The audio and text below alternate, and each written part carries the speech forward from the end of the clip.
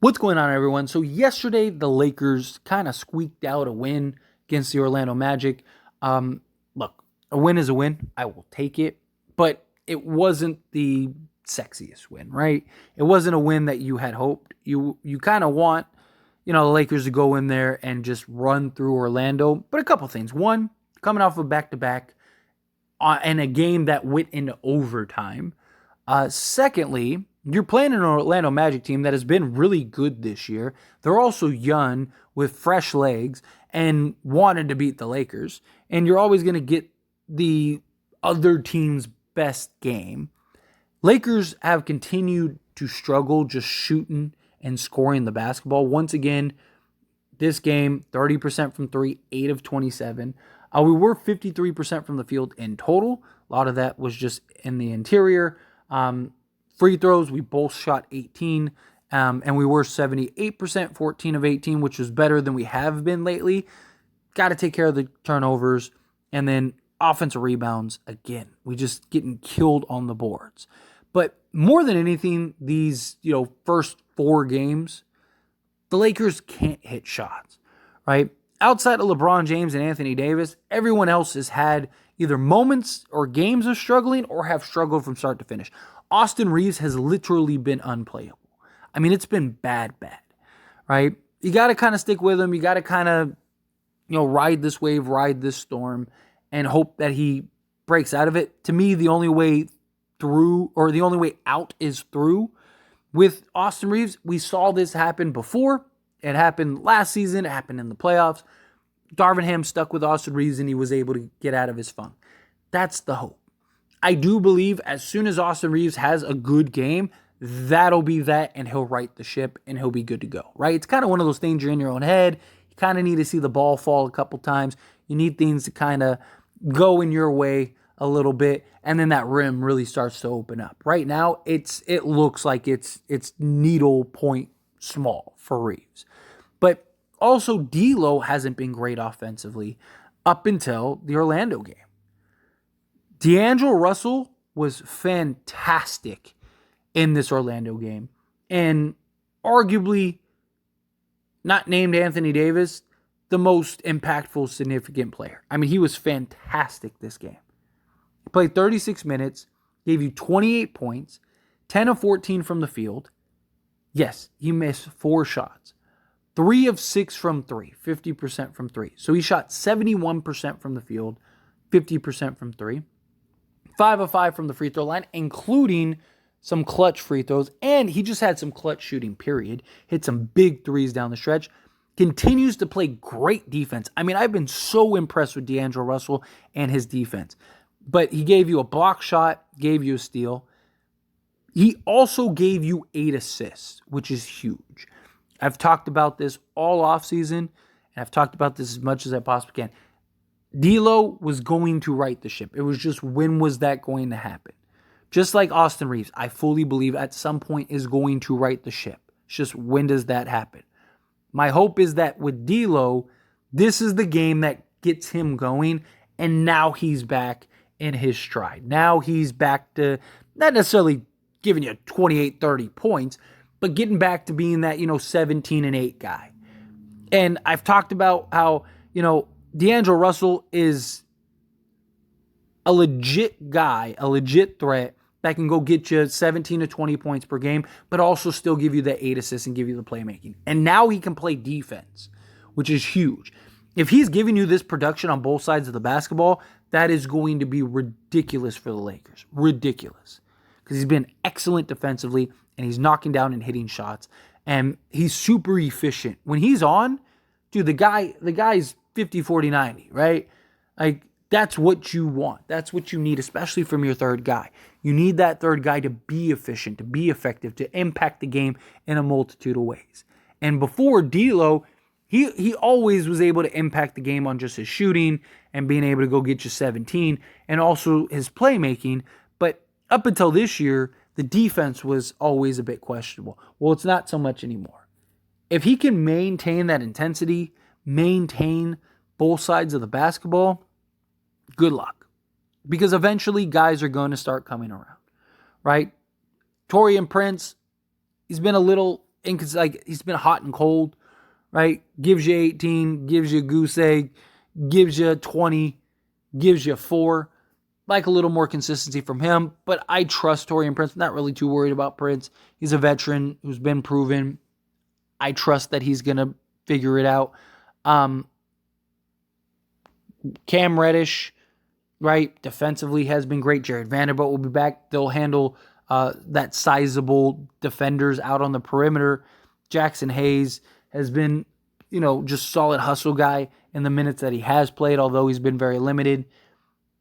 Christian Wood is starting to come in his own. He's been massive, right? Like, I really want to dive into Christian Wood a little more independently, but you're starting to see guys start coming around. Vincent finally hit a 3, although he's still like 1 of 15 or something like that, or 1 of 14 from 3-point range. At least he hit a shot, which hopefully, again, start getting guys in a rhythm.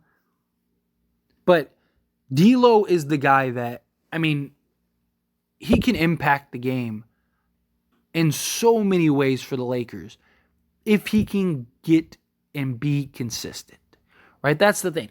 I don't want to see D'Lo go and give you 28 against Orlando and then give you 3 against, the Clippers. Or maybe he does give you, 17, but he's like, 4 or 20 or something. We can't have that.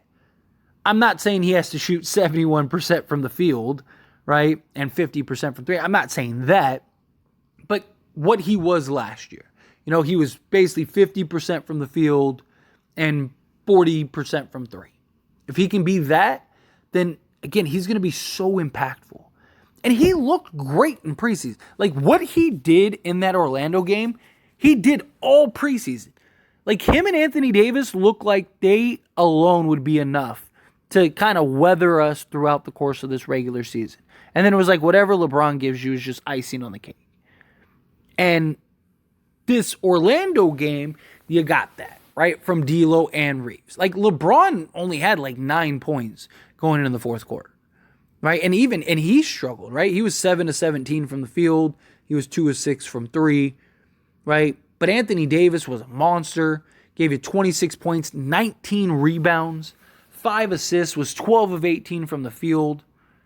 He also gave you 3 blocks and a steal. Like, massive. If you get that level of production from AD, not necessarily saying he has to give you, 19 rebounds a game, but if he can be in that like 25 to 28 point a game guy and then give you around, 12 rebounds, right? Handful assists. Obviously, he's going to do what he does on the defensive side of the basketball. And then D'Lo provides you that, like, if he can get you around 20 a game with 6 to 8 assists, the Lakers are going to be very good, especially if he continues to uphold on the defensive side. Because, again, eventually the other guys are going to start hitting shots. And I know some people look at it as like, man, guys come to Lakers.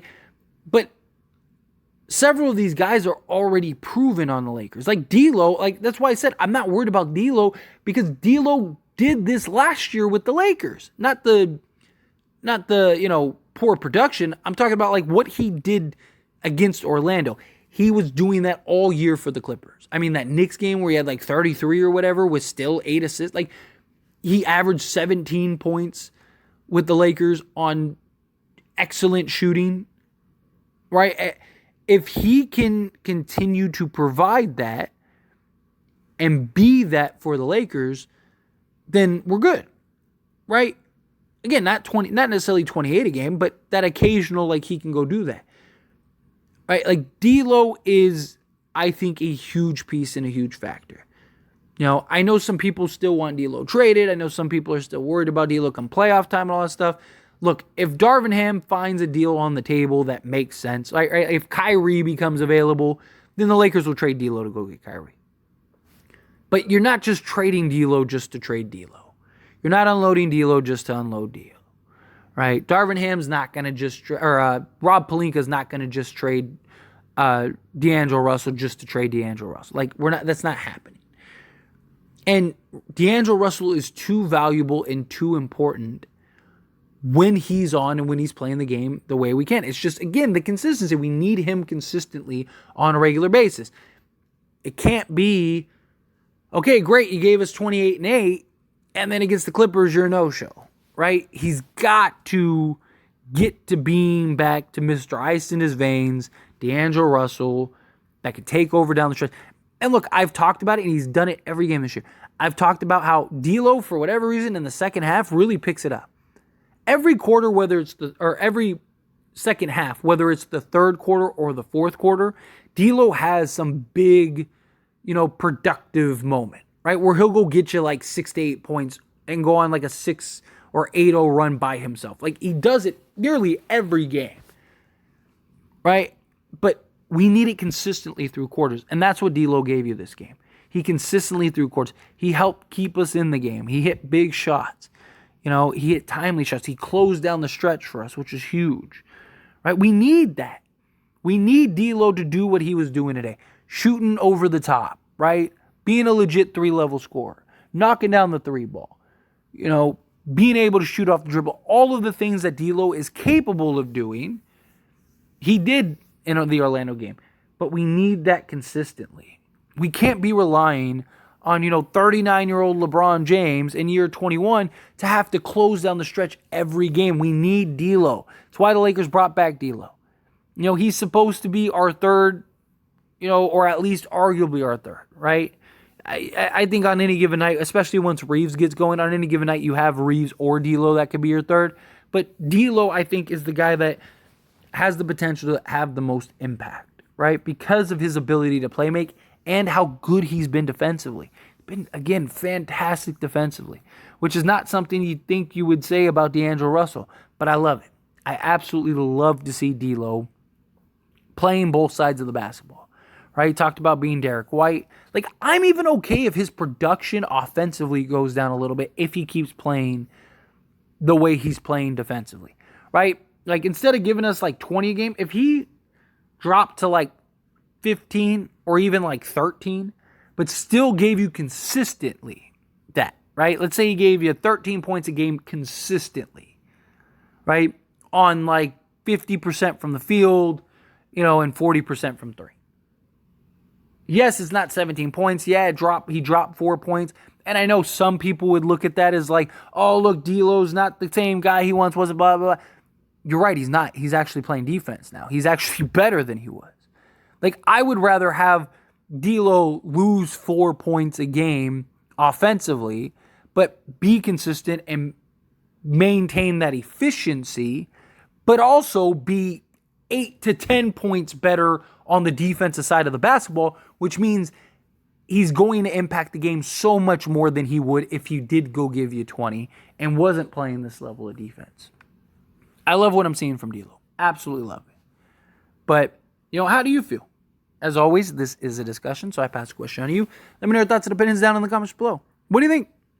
Do you agree? Do you think D'Lo, it was fantastic? Do you think that this is the game that we can kind of look back and circle and go, okay, that was the moment that D'Lo right the ship, D'Lo got himself back together, and he was off to the races from there?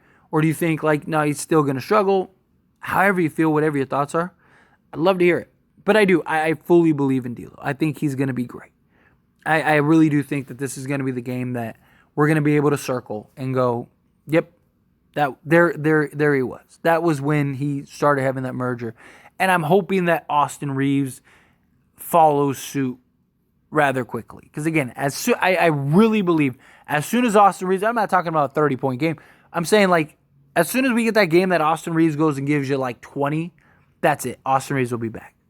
And not just because of that game, because I think that'll be the correction, that'll be the confidence booster, and that'll be the thing that gets him back to being consistent. But anyway, again, how you feel, whatever your thoughts are, let me know down in the comments below. That being said, if you haven't liked this video, hit that like button. Helps me out a lot. Lets me enjoy these types of videos, and I truly appreciate it. If you're not subscribed to the channel, hit that subscribe button. Turn on the bell notifications. See you all in the next one. Thank you.